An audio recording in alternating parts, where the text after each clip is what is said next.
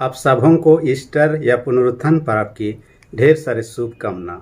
Easter या पुनरुत्थान पर्व, ये जो शब्द है ईस्टर वर्ड जो है, ये जर्मन वर्ड ओस्टर से और लैटिन वर्ड पास्का से लिया हुआ है, जिसका अर्थ होता है पुनरुत्थान या जी उठना। नए नियम में हम इसको 104 बार पुनरुत्थान या ईस्टर शब्द पाते हैं। इसका डेट के हिसाब से हम देखने पाते हैं कि अलग अलग साल में अलग अलग डेट में ईस्टर पर्व या पुनरुत्थान पर्व मनाया जाता है। जैसे दिसंबर 25 को क्रिसमस होता है, दूसरे दूसरे त्योहारों को हम देखने पाते हैं, एक फिक्स डेट होता है। परंतु ईस्टर के मामले में इस प्रकार के बातों का हम देख नहीं पाते हैं। इसका कारण से प्रारंभिक कलीसिया में कई प्रकार की समस्याएं उत्पन्न हुई कि ईस्टर कब मना जाए। जब 325 ईस्वी निकाय की सभा हुआ, संसार के विश्व भर के धार्मिक अगुओं ने उस सभा में बैठा, उसके बाद उन्होंने एक तय किया, निर्णय लिया। उस डिसीजन के तहत में ये आया कि मार्च 21 के बाद में जो पूर्णिमा होगा और पूर्णिमा के बाद पहला जो संडे होगा, उसी संडे को ईस्टर रखा जाएगा। इस कारण से हर साल हम ईस्टर को 22 मार्च से लेकर 25 अप्रैल के बीच में ही पाते हैं, उससे अलग हम नहीं पाते हैं। तो ये गणना किया जाता है पूर्णिमा के नक्षत्रों का, और ये को जो चीज़ गणना होता है उसी के आधार पर यह निर्णय लिया जाता है। और इसी के आधार पर हम इस साल भी हम ईस्टर को हम देखने पाते हैं हमारे बीच में। इसलिए सबों को इसके लिए शुभकामना, आशीर्वाद, ईश्वर आपको अधिक से आशीष दे। हम पाते हैं कि यीशु के पुनरुत्थान के साथ ये पर्व की शुरुआत माना जाता है, और यीशु के साथ ही जैसे वो जी उठा, हर एक विश्वासी ये विश्वास करते हैं एक दिन जी उठेंगे और यीशु के साथ में जो जगह तैयार करने यीशु मसीह गए हुए उस जगह पर हमेशा सदा उसके साथ रहेंगे। देखिए, यीशु गुड फ्राइडे को मृत्यु वरण करते हैं। मृत्यु के बाद में दो व्यक्तियों ने दफनाने का काम में लीडिंग रोल में रहा।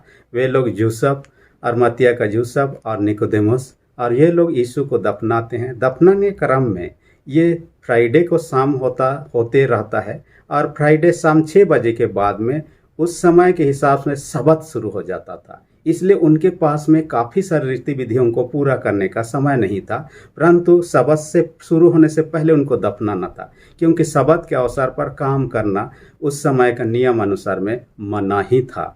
इसलिए महिला लोग भी देखे कि कहाँ दफनाया गया, परंतु उनको भी रीति विधि पूरा करने में असुविधा हुआ। जैसे कि कहा जाता है, किसी मृत व्यक्ति को स्नान करना या उनको पोंछना, उसके बाद में उसमें सुगंध द्रव्य, चाहे वो गंधरस और एल्बा हो या जो कुछ भी लगाया जाता था उस समय के अनुसार उनको लगाना, उसके बाद में कफन का कपड़ा से उनको लपेटना, ये चीज़ें दफन क्रिया में शामिल किया जाता है, और ये उसका प्रोसेस का एक भाग होता है। तो इस प्रकार की चीज़ों को करने के लिए पर्याप्त समय नहीं था, इसलिए माता मरियम और दूसरे जो स्त्रियां थी, इन्होंने देखा कि यीशु को कहाँ दफनाया, और इसलिए कि सबत शुरू हो जाता है शुक्रवार शाम 6 बजे के बाद में शनिवार शाम 6 बजे तक।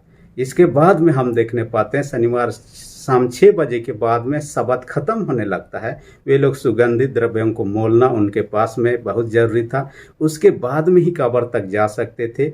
इस कारण से उन्होंने शनिवार शाम को उन्होंने व्यवस्था किया, जहां दुकान मिला होगा ये लोग खरीदे। उसके बाद में जैसे ही उठता है, संडे का दिन आता है, सप्ताह का पहला दिन होता है, सुबह सुबह भोर को कब्र के पास जाते हैं। असल में कब्र के पास उनका आने का रीज़न ही यही था कि उनका विश्वास था यहूदियों में, कोई व्यक्ति मरने के बाद में तुरंत ही उसका आत्मा स्वर्ग को या नरक को जहाँ जाना हो या पाताल में वो जाता नहीं था, परंतु क्या करता था, 3 दिनों तक उसका आत्मा उसके डेड बॉडी के आसपास में या कब्रिस्तान के आसपास में मंडलाते रहता था। इस कारण से उनका विश्वास था देर ना हो जाए, 3 दिन से ज़्यादा ना बीत जाए, इसलिए वे लोग सुबह सुबह भोर को जाते हैं, ताकि उनके शरीर पर सुगंधित द्रव्यों को ये कर सके, लगा सके, जो कि रीति विधि दफन का था उसे पूरा किया जा सके।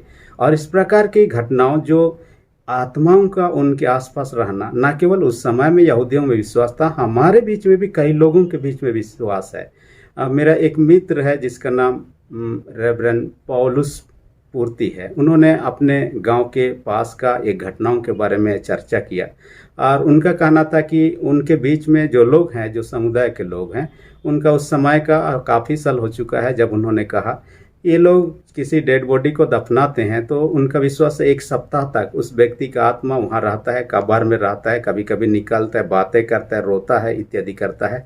और उनका विश्वास था कि जो कुछ भी वो खाता पीता था, उनका प्रिय जिनिस था, उन चीज़ों को ये लोग पहुँचा देते। यदि वो शराब पीने वाला होता था तो शराब का बोतल भी ये लोग पहुँचा देते थे। इस तरह से जब शराब चीज़ों को पहुँचाते थे, कई लोग तो उनका फ़ायदा उठाना भी चाहते थे। यहाँ तक कि कहा जाता है कि जो शराबी व्यक्ति मर जाता था, लोग ताक में रहते कब घर के लोग शराब लाकर उनके कब्रिस्तान में रखते, क्योंकि वह व्यक्ति तो निकाल के पीने वाला तो नहीं है। इस कारण से उसका इंतजार करते, जैसे रखा जाता परिवार के परिजन निकल जाते, वे लोग उसको पी लेते। इस प्रकार के ताक में भी कई लोग लगे रहते। तो इस प्रकार के जो विश्वास था न केवल यहूदियों में, हमारे समुदायों के बीच में भी कई लोगों में अब भी वर्तमान में प्रचलित अवस्था में हम पाते हैं।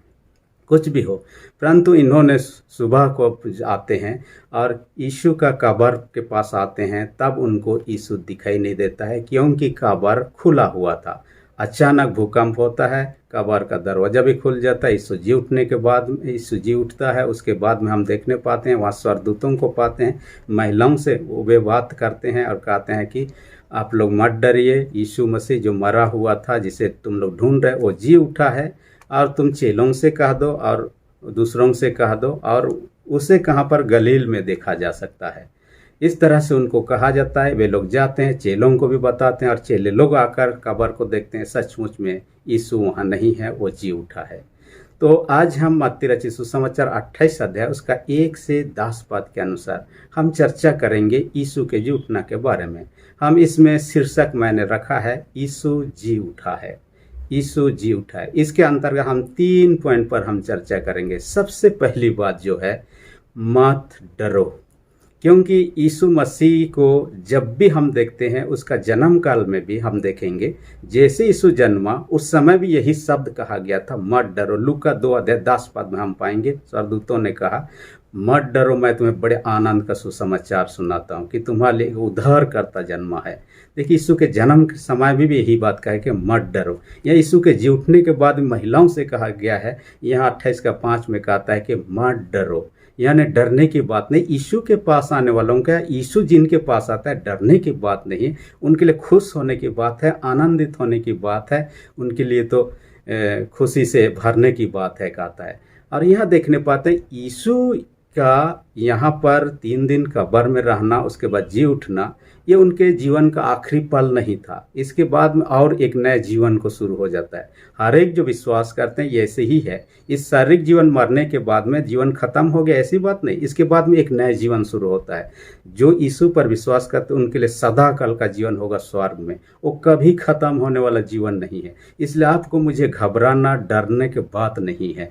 यहाँ पर हम इस कारण से बाइबल भी हम देखने पाते हैं, कहा जाता है कि डर जो शब्द है बाइबल में 365 बार आया है। मैंने साल में 365 दिन होता है, हर एक दिन के लिए बाइबल में ये कहा गया कि मत डर कहता है। इसलिए ईसाइया 41 अध्याय 10 पद में कहता है मत डर, मैं तेरे संग हूँ कहता है। हमें डरने की आवश्यकता नहीं यीशु के पास आने के लिए। यीशु के पास आज भी लोग डरते हैं और कई चीज़ों से हम डरते हैं। हालांकि हमारा स्वभाव में ये डर समाया हुआ है, जैसे आदम हवा पाप के, उसके साथ ही हमारे स्वभाव में पाप के साथ ही डर समाया हुआ। आदम हवा जब तक पाप नहीं किए थे, ईश्वर से डरते नहीं थे। ईश्वर मिलने आता था, आराम से बातें करते थे। जैसे ही इन्होंने पाप किया वैसे ही डरने लगे, शर्माने लगे।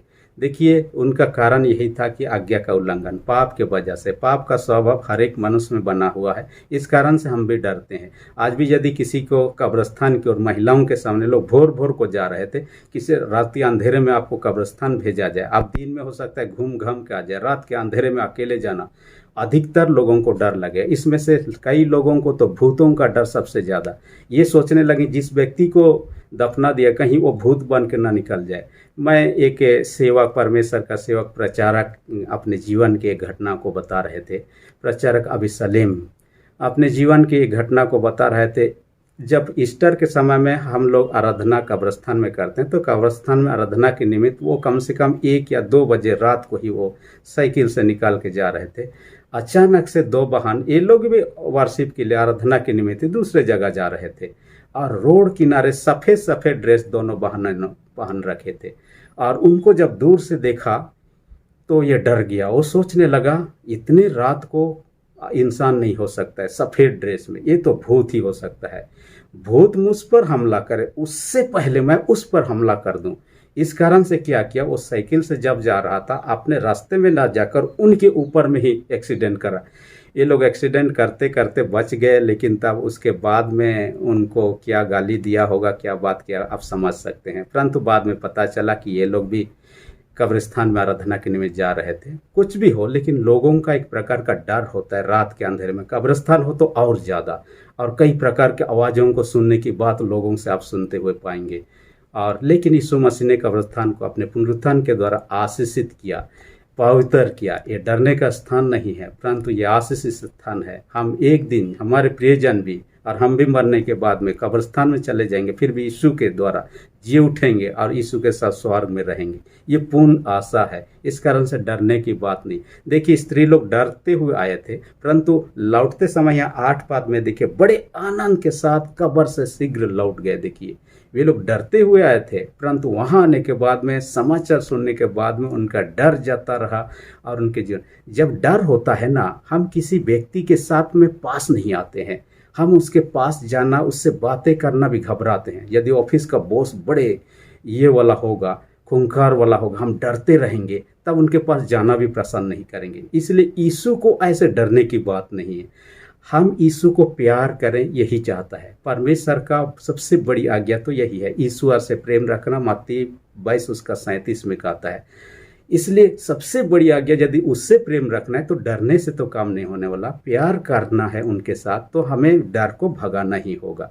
और डर भगाएंगे तब जाके उनसे प्यार कर सकेंगे। जिसके अंदर में डर है, उससे वो यीशु मसीह को सच्चा रूप से प्यार नहीं कर सकता है।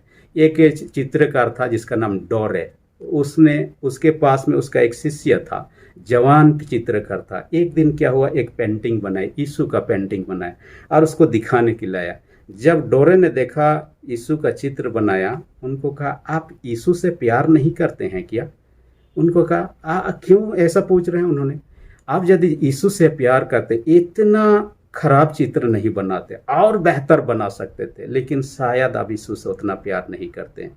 और उन्होंने स्वीकार किया। देखिए, हम यदि प्यार करते हैं तब जाके उसके करीब आना चाहते हैं, उनसे बातें करना चाहते हैं, उनके साथ जीवन में, उनको दुख देना नहीं चाहते, उनके ज़रूरतों को पूरा करना चाहते हैं। तो हम यीशु से यदि डरेंगे तो ऐसा प्यार नहीं कर सकते हैं। इस कारण से देखिए, यीशु के पास जो भी है, हमारे डर है, समस्या, परेशानी, हम यीशु के पास आए, बताएं, हर एक के समस्याओं को समाधान कर, आपके जीवन के दुख को दूर करते आनंद में परिवर्तन करेगा। इसलिए मैं एक बार कई बार मैं एक व्यक्ति का उदाहरण देता। सोलापुर का एक व्यक्ति है जिसका नाम आनंद आचार्य। वो ईश्वर को मानने वाला व्यक्ति नहीं था, उससे पहले अंडरवर्ल्ड से जुड़ा हुआ व्यक्ति था। उसके साथ में कई लोग हथियार के साथ में पकड़ा हुआ रहते थे और लोगों को मारना पीटना और नशा करना ये आम बात उनका था। उन्होंने 40 पास्टरों को मारने की सुपारी भी ले रखा था। लेकिन उनके बेटी एक बार बीमार हुए और डॉक्टर ने जवाब दे दिया, तब हताश परेशान हो गए। किसी ने कहा चर्च में जाइए, वहाँ प्रार्थना होने से आपकी बेटी ठीक हो जाए। उनको लगे चर्च में क्यों जाऊँ, उन लोगों के विरोध में तो मैं काम कर रहा हूँ, फिर भी हो ना हो चलिए। अपने हथियार को पकड़ने के बाद चर्च में चलाए, कुछ उल्टा सीधा उन्होंने बोला तो गोली चला देंगे, उनका सोच विचार था। लेकिन जैसे उन्होंने परमेश्वर का वचन में से सुना, बाइबल के शिक्षाओं को सुना, उनके जीवन में काम करना शुरू किया। और देखिए, उनके लिए कहा गया कि आपके बेटी पर भी यदि हाथ रखकर प्रार्थना कीजिए, विश्वास से चंगी हो जाएगी। और ऐसा ही उन्होंने किया। उनके बेटी जो बीमार थी, बहुत दिनों से कुछ खा पी नहीं रही, वो ठीक होने लगी और स्वस्थ हो गई और उनके जीवन बदल गया। देखिए, जो व्यक्ति यीशु के पास आया था, उनका स्वभाव, उनका सोच विचार यीशु के प्रति अलग था, लेकिन वहाँ से लौटने के बाद उनका सोच विचार में परिवर्तन हो गया। देखिए, हम जब तक यीशु को नहीं जानेंगे ऐसे ही सोचेंगे, हम डरने लगेंगे। जब यीशु के पास आएंगे, हमारे जीवन के समस्याएं दूर होंगे, हमारे जीवन में जो अद्भुत आनंद और शांति जो संसार नहीं दे सकते, उसको हम प्राप्त कर सकते हैं। दूसरी विशेष बात कहता है, जाओ, आओ और देखो। कहता है, आओ और देखो। मैंने स्त्रियों से कहा कि जो जिसे तुम मरे हुए में से ढूंढ रहे, वो जी उठा है। और यदि आपको यकीन नहीं है तो आओ और देखिए कब्र के अंदर में। इसलिए तो कब्र का दरवाजा खुला हुआ था। देखिए, भूकंप हुआ और कब्र का जो पत्थर था, बड़ा पत्थर से ढका हुआ था। हमारे कब्र और उस समय का उनका कब्र में फ़र्क है। ये घरनुमा कब्र था जिसके अंदर में यीशु को रखा गया था और एक ढक्कन की नहीं पत्थर लगा हुआ था। हमारे कब्र कुछ अलग किस्म का होता है, इस कारण से वो ढक्कन हटाया हुआ इसलिए नहीं कि यीशु ने अंदर से बाहर निकाल सके, परंतु इसलिए कि लोग अंदर आकर देख सके कि यीशु जी उठा है। और ये पहला प्रमाण है कि यीशु मसीह जी उठा है उसका, यानी खाली कब्र होना, ये पहला प्रमाण यीशु मसीह का जी उठने का। दूसरा प्रमाण क्या कहता है? स्वर्गदूत लोगों का गवाही। जो स्वर्गदूत वहां थे, स्त्रियों से बातें किया, उनसे कहा कि यीशु जी उठा, ये दूसरा प्रमाण हम मानते हैं। तीसरा प्रमाण स्वरूप ये लोग स्त्री अंदर नहीं घुसे, परंतु चेलों को बताया। चेलों में से 2 चेले लोगों को दौड़ते हुए आते हुए देखने पाते हैं, पतरस और यूहन्ना। और अंदर घुसकर पतरस जब देखता है तो वहां पर यीशु नहीं था। जो कफन का कपड़ा उसके ऊपर में लपेटा हुआ था, वो कपड़ा वैसा ही पड़ा हुआ है, यानी उस कफन के अंदर में से, वो कपड़ा के अंदर में से यीशु मसीह कैसे निकला हमें पता नहीं, परंतु वो लपेटा हुआ हालत में है, वहां पड़ा हुआ है साइड में, लेकिन उसके अंदर में यीशु नहीं था। यीशु मसीह जी उठा था। यीशु मसीह के लिए कोई दरवाजा की जरूरत नहीं कि वहां से निकाल सके, वो कहीं से भी कहीं भी जा सकते हैं, वो शक्तिमान है। इस कारण से ये तीसरा प्रमाण है। चौथा प्रमाण है, जो पहरुए लोग वहां पर दिन रात उगर रहे थे, ये लोग ड्यूटी कर रहे थे कि ताकि यीशु को कोई चुरा ना ले। अचानक से भूकंप होने के बाद में ये लोग इधर उधर पड़ गए और यीशु जी उठा। तब ये लोग दौड़ के बाद में चले गए और याजकों को बताने लगे कि यीशु जी उठा है।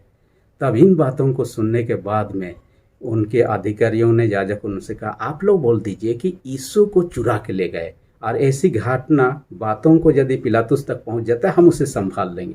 देखिए, कोई व्यक्ति उनके कहाँ ड्यूटी होते हुए सो रहा हो और कोई चुरा के ले जाए, उनका तो सिर कलम हो जाना चाहिए, उसके डेथ मृत्यु सजा होना चाहिए, इस तरह का था। फिर भी उनको बचाने का उन्होंने प्रबंध किया और उनको देखिए पैसा देकर, क्योंकि यहूदा इस्करियोती के साथ भी सौदा किया, इनके साथ भी उन्होंने सौदा किया और यीशु के बारे में। ये चौथा है।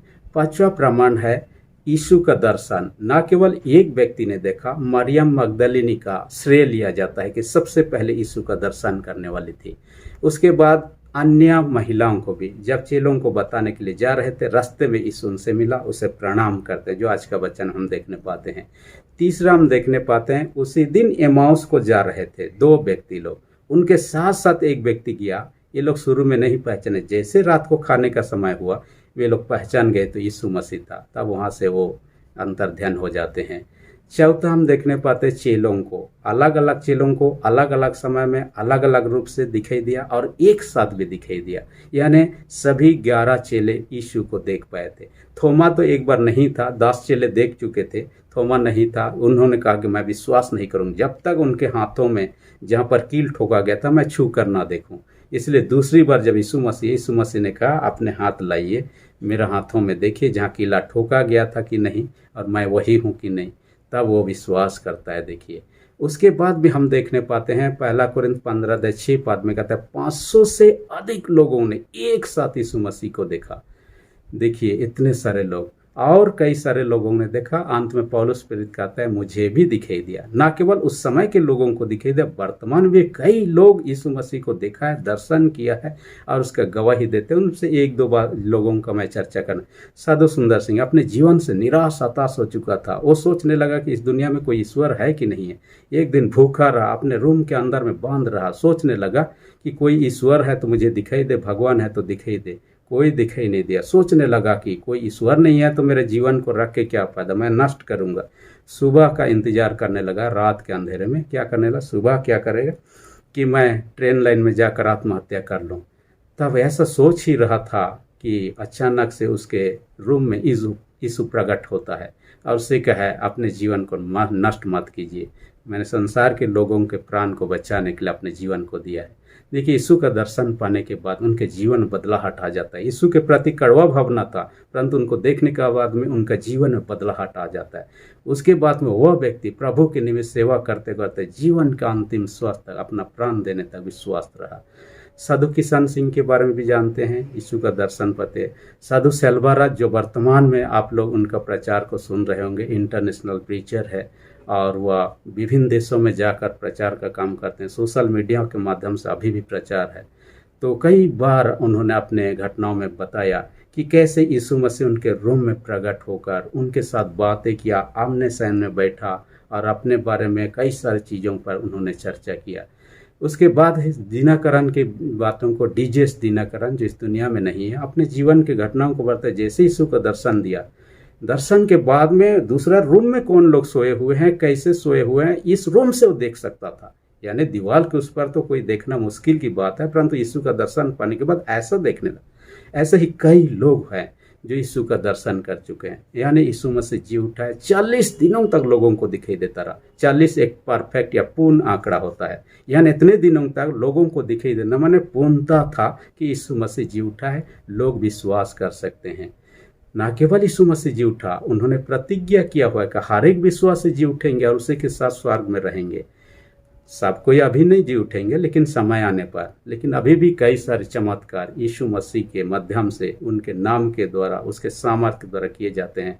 नाइजीरिया का एक पास्टर के बारे में पढ़ रहा था जिसका नाम डानियल था, पास्टर डानियल। एक दिन क्या हुआ, अचानक से कार से जा रहे थे, उनका एक्सीडेंट हो जाता है। एक्सीडेंट होने के बाद में हॉस्पिटल ले लिया जाता है, लेकिन बहुत प्रयास के बाद भी वह मृत घोषित कर दिया जाता है। जब दूसरे जगह पर उनका ट्रीटमेंट हो रहा था, इस कारण से उसको दूसरा जगह लेकर उनको दफनाना था। इस कारण से उन्होंने समय मांगा, हमें समय दीजिए ताकि समय पर हम लोग आयोजन करते हुए इनको ले जाएंगे डेड बॉडी को।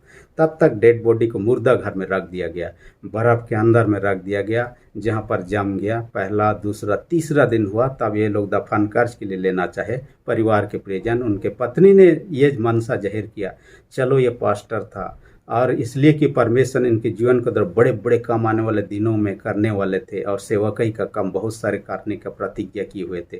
हो ना हो, चलो एक बार उनके लिए प्रार्थना किया जाए। मरे हुए 3 दिन हो चुका है, फिर भी चलिए। एक सभा हो रहा था और उस सभा पर परमेश्वर के सेवक लोग थे, उनके पास लिया गया। उनके लिए जैसे ही प्रार्थना शुरू किया गया, अचानक से उनका हाथ जो बर्फ से जमा हुआ था हिलना शुरू हो गया।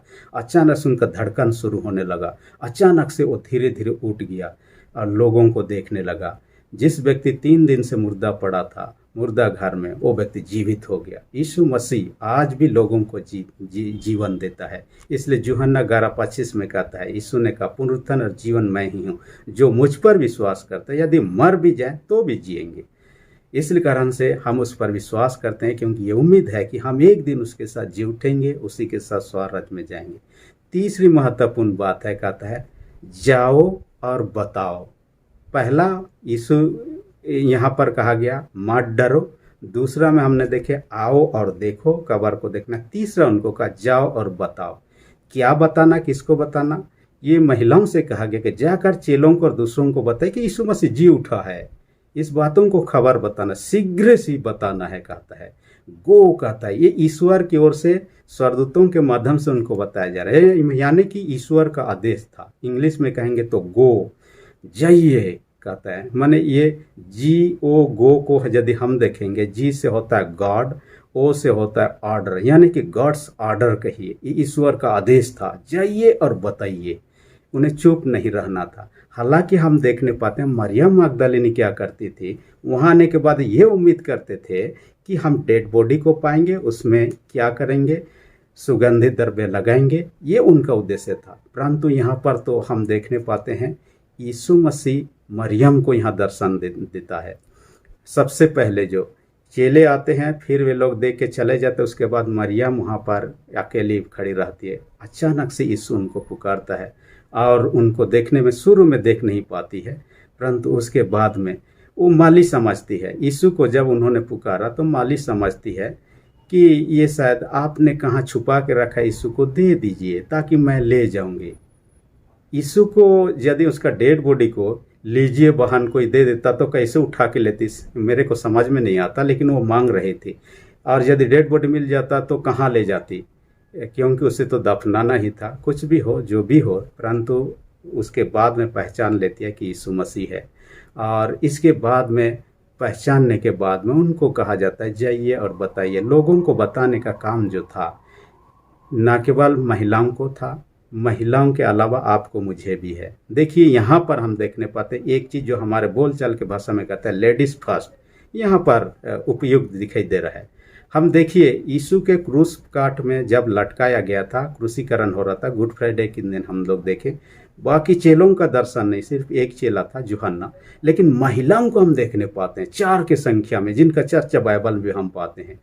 कब्र के पास आने का पुरुषों को कोई चर्चा यहाँ नहीं है। ये लोग सोच रहे थे या नहीं सोच रहे थे नहीं पता, लेकिन महिला लोगों को आते हुए देखने पाते हैं। पहले यहाँ पर देख, दूसरी बात क्या है, महिलाओं को सबसे पहले यीशु मसीह जी उठाए इस खबर को दिया जाता है। तीसरी बात हम देखिए, महिलाओं को यीशु मसीह का पहले दर्शन दे दिया जाता है। चौथी बात को देखिए, महिला लोगों की सहायता, जाइए लोगों को बताइए, चेलों को दूसरों को बताइए, यानी कि यीशु का गवाही, यीशु का प्रचार करने का जिम्मा सबसे पहले महिलाओं को हम देखने पाते हैं। कई चीज़ों में यहाँ देखने पाते हैं महिला लोगों को। हालांकि यहूदी समाज में बहुत ही नीचा दर्जा समझा जाता था, बहुत कम महिलाओं का चर्चा हम पाते हैं बाइबल में, और उनमें से इन महिलाओं का नाम यहाँ हम पाते हैं।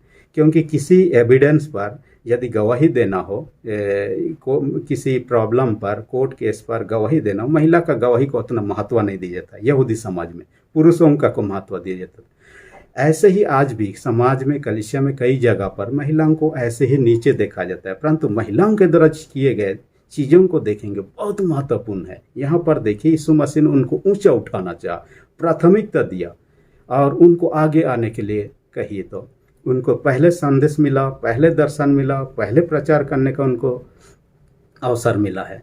यहाँ पर देखने पाते हैं हमारे जीएल कलीसिया में, देखिए एक महिला का नाम चर्चा बार बार आता है, वो कृपा बगे।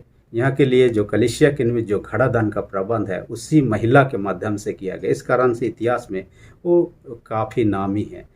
हम अपने देश की भाषाओं में देखेंगे, आईपीएस ऑफिसर रही एक लेडी थी, किरण बेदी, इनके बारे में आप जानते हैं। अपने समय में जब ड्यूटी करती थी, एक बार क्या, एक बड़े से भीड़ जुलूस के आकार में विरोध में लोग आ रहे थे, उनको रोकने का काम उनको सौंपा गया। उनके साथ में पुलिस बल वाले उनके पीछे थे और वो आगे आगे चल रहे थे, लोगों को वे लोग रोकने का कोशिश कर रहे हैं। इसी बीच में लोगों का उग्र रूप देखकर बाकी पुलिस लोग भाग गए। ये देख नहीं रही है कि उनके पीछे जो पुलिस फोर्स हैं वे लोग हैं कि नहीं हैं, परंतु अकेले उनका सामना किया और उनको कम से भीड़ को शांत करने का कोशिश किया। देखिए अदम्य साहस, बाकी लोग साहस नहीं करके भाग गए, लेकिन वो कम से कम अपने ड्यूटी को फर्जपूर्वक निभाए। काफ़ी लेडी लोगों का हम देखने पाते हैं।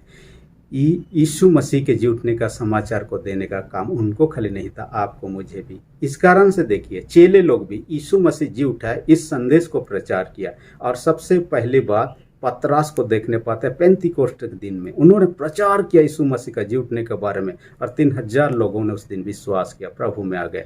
और न केवल चेले लोग वहाँ प्रचार किया, कई देशों में जाकर प्रचार किया। उसी के तहत थोमा के बारे में हम जानते हैं, हमारे भारतवर्ष में केरल में आता है 52 ईस्वी में, और वहाँ कलीसियाओं की स्थापना भी करते हैं। अंत में हम चेन्नई के पास में हम देखने पाते हैं उनको विरोधियों ने मार डाला 72 ईस्वी में। इसलिए 3 जुलाई को उसके शहीद दिवस के नाम से भी जाना जाता है। जिस दिन उनका मृत्यु हो जाती है, उसका कब्रस्थान के पास चर्च बना हुआ है, और हम लोग वहाँ पर कई लोग आप लोगों में से देखकर आ चुके होंगे। परंतु एक बात है, ये सुसमाचार प्रचार यीशु की जीवित हो चुका है, अपने तक सीमित नहीं रखना है, दूसरों तक बांटना है, ताकि लोग जाने यीशु जिंदा है, और यीशु पर विश्वास करने वाले वो शांति आनंद को प्राप्त करेंगे, वो स्वराज का अधिकारी हो पाएंगे जो यीशु ने देने की प्रतिज्ञा किया था। इसलिए हम ये आनंद खुशी को अपने तक सीमित रखें, दूसरों तक भी हम पहुंचाने का काम करें। परमेश्वर ऐसा करने आपकी मेरी सहायता अगुवाई करे, आमीन। हम प्रार्थना करें, जीत पिता पुनरुत्थान का आशीष हर एक को प्रदान कर, वचन सुनने वाले छोटे बड़े सबों को अपने स्वर्गीय आशीष से भर दे। हर एक बीमारों को यीशु के सामर्थ्य लहू से चंगाई प्रदान कर, हर एक के विश्वास जिनका कमजोर है उनके विश्वास को दृढ़ मजबूत कर, विनती यीशु के नाम से मांगते हैं, आमीन। अब तक यदि आपने मेरे चैनल को सब्सक्राइब नहीं किया, इसी घड़ी नीचे जो रेड बटन में है उसे प्रेस करके सब्सक्राइब कर दीजिए, और जो बेल आइकन निकले उसे प्रेस करके ऑल पर सेट कर दीजिए, ताकि आने वाले वीडियोस का नोटिफिकेशन आपको समय पर मिल सके। धन्यवाद।